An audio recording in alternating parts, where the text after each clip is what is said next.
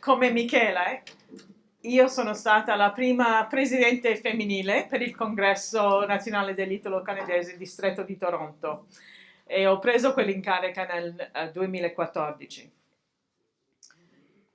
Sono molto lieta di essere qui stasera con voi a far parte di questo pannello di donne. Grazie in particolare a Enzo di Mauro e le loro Cultural Society che hanno deciso di celebrare la festa della donna. Io sono nata a Toronto, prima figlia di genitori emigrati nel Canada negli anni 50. Being the eldest of 5 daughters made me the icebreaker of many endeavors I wanted to pursue throughout my life. I had to be the first to get my driver's license at the age of 16. I was the first in our family to attend university. I was the first in our family to pursue a postgraduate degree and to live away from home. And although my parents at times were horrified that I would even ask to do some of these things, they were always very supportive. In 1983, I began my career as an elementary school teacher, which had always been my career of choice. In 1985, I married my best friend, and together we embarked on life's journey. Together we were able to give 100% to our independent careers, but always had time for each other and our own family. We are the proud parents of 3 children, Francis, Michael Jr., and Mercedes. And throughout our early years, starting our family, one word to describe my life would be balance and compromise. While we were both developing our careers, Michael at the time was doing a lot of international law outside of the country. That left me in the driver's seat. Although he was out of town a lot, we always made decisions for our children together, and with the children being involved in the decisions as well. We're going to fast forward to 30 years later. In 2012, I was accompanying my father to his chemo treatment, and as we were driving in the car, he said to me, "Aren't you reaching that magic number this year that you're eligible to retire?" I said, "Yes, Dad, I am." And in his infinite wisdom said to me, "Don't do what I did. If you can retire, do it." So I made the decision that year to retire. I lost my father 3 weeks later and had to deal with my mother, who was not expecting my father to pass away, my sisters, who had been denial all through his cancer treatment, and we carried on.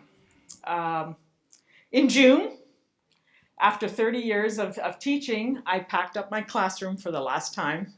And those of you that have teachers in your family, you know how much junk we collect. So there was a lot of packing and a lot of boxes. And following that, my children were away at university, and they were moving from one university to another and from one house to another. And we had more boxes and more packing. In the month of August, we went out to Nova Scotia because our children went to school in Nova Scotia. And while we were there, I felt like I had pulled a muscle or something was not right.